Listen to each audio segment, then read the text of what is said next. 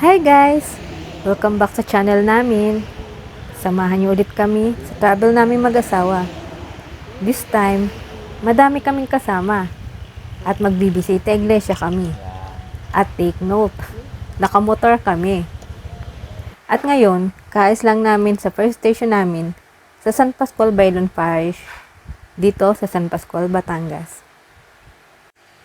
Tara, samahan niyo kami sa pagbisita namin sa ilan sa magagandang simbahan dito sa Batangas.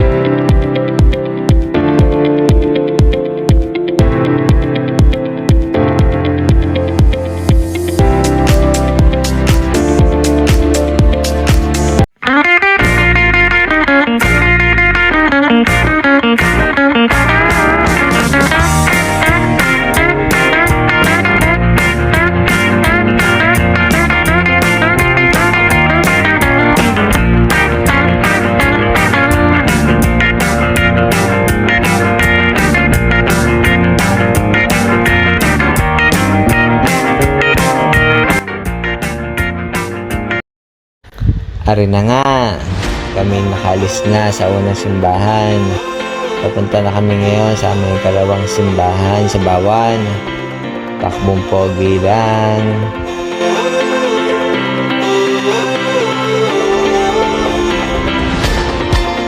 Our Mother of Perpetual Health Parish dito sa Aplaya, Bawan. Yan ang mga kasama namin sa rides. Ano kaya mga pinag-uusapan nila? Ay Maring Mau. At ito pa yung iba pa namin kasama. Ang rides namin ito ay nalano namin ng mga kasamahan namin sa community ng MFC at sa Kabutihang Palad. May mga nakasama kami na hindi member ng aming community. At yan, andito na po kami sa ikatlong simbahan, ang St. Therese of a Child and of Holy Face dito sa Santa Teresita, Bawan. Kita nyo naman po kung gaano kaganda ang itsura ng simbahan.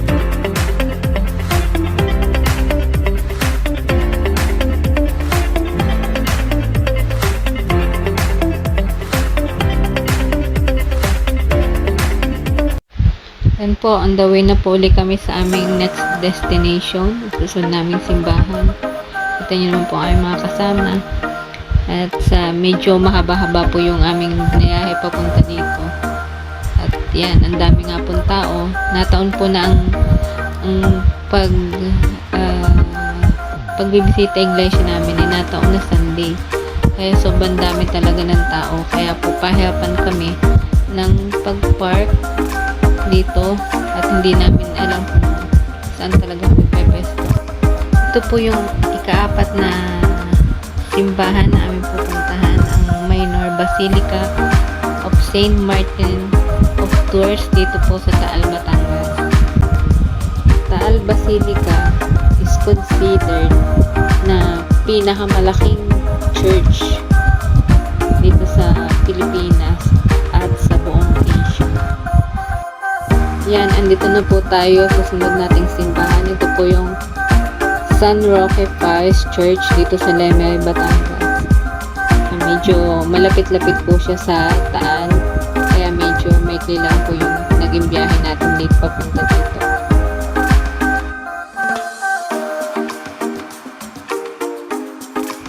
Yan, on the way na po tayo ulit sa ating next na simbahan. Ito po yung ating sunod na pupuntahan, yung parokya ng Mahal na Poon ng Banal na Cruz dito sa may Lemery, Batangas. Magkakalapit lang po, halos magkakalapit lang po yung Basilica ng Taal at yung San Roque at itong Mahal na Poon Santa Cruz. Kaya nasa isang lugar lang din po sila, nasasakupan po sila ng Taal at Lemery. Yan guys, ito nga po, naiwan po kami. Actually po, madalas po kami nagpapahuli sa aming biyahe kasi binibilang namin ang mga kasama namin kung may naiiwan ba sa amin or kompleto kami. Kaya yun. So po, on the way na kami sa next namin na pupuntahan na simbahan. Yun, bali ang last na simbahan na pupuntahan Pero before na pumunta kami sa last na simbahan na pupuntahan namin, syempre mapapadaan tayo dito sa Fantasy World. Kaugalin natin, kami sa mga Batanggenyo, pagka pupunta ng parting nasugpo at madadaanan mo itong Fantasy World, titigil muna tayo dito upang magpa-picture, lalo na barkadahan tayo, madami mga kasama. Hindi natin maiwasan na tumigil muna dito para magpa-picture. Stop muna kami dito. Nasaan ko sila tatag kay Biang? Oo, bukas.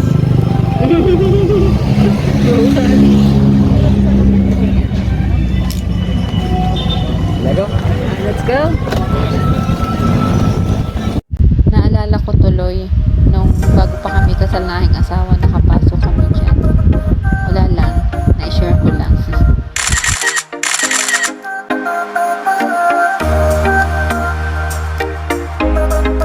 Yan guys, nauna kami at inintay namin ang aming mga kasama para mailid sila dun sa aming next na pupuntahan.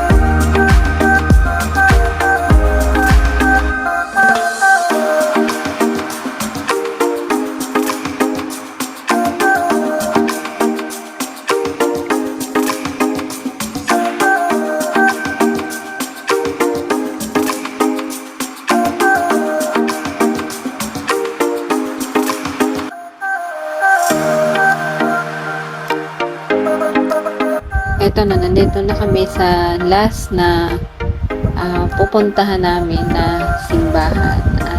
Hindi pala siya simbahan. Chapel. Ito ang Chapel on the Hill. Kita nyo naman kung gaano ka ganda ang loob, pati ang labas ng chapel na to. At nakaka-relax dito kasi kahit mainit ang panahon, malamig naman ang hangin. Kaya nakaka-relax. Ito yung masarap na talagang kung gusto mong magdasal ng taimtim, masarap dito pumunta. Itong Chapel on the Hill, nasasakupan pa din ito ng Batangas. Batangas pa din ang nakakasakop dito. Kaya kita nyo naman guys, ang view talagang napaka-refreshing, nakaka-relax talaga. Yan sila mga kasama namin sa community. Yan si Kuya Mio, si Brother Randy, Sister Girlie, Sister Sabina, tsaka yung bagong kaupo lang, Sister Fe, tsaka yan yung iba pa namin mga kasama sa grupo na mga nakasama namin sa rides. At yan din ang aking asawa, si Painjad, si Marimar. Masaya talaga ako nitong araw na to kasi first time kong nag-rides na nakamotor ng napakalayo at kasama pa namin ang mga aking asawa at mga kapatid namin sa community. Kahit mukhang haggard na haggard ako, pero na-enjoy ko pa din ang lakad na to. Medyo may bibigay ka, malabo na mo. Ako harap kami, ano? Tapos ako din doctor ka? Doctor ka?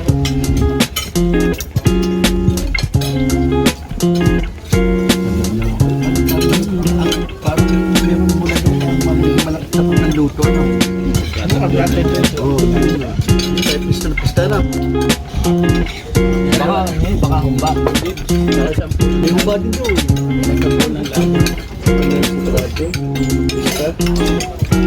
Kulaloan yung mga Juan.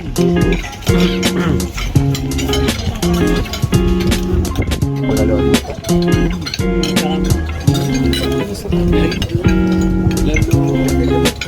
Lalo. Pwede camping.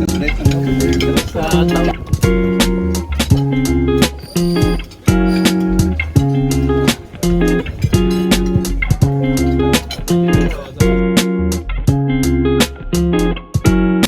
At dahil mga busog na at maaga pa daw, di pa po doon natapos ang rides namin.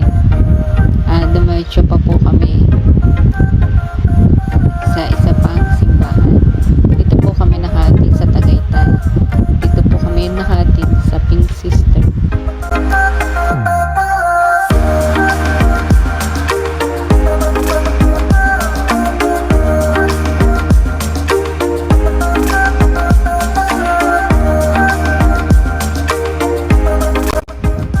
At yun na nga, kayayaan na umuwi. At ang naisipan naman namin daanan, or doon daw kami dadaan, pagkasundan lahat, doon daw kami dadaan sa yung pituhang manok. Basta yung sigsag, mga tawag doon. Basta itong lugar na to, na magmumula ka sa Tagaytay na ang baba mo ay sa San Nicolas, Batangas o Larat, Batangas. Basta yun, hindi ko alam kung ano. Pero nakarating na kami last year doon.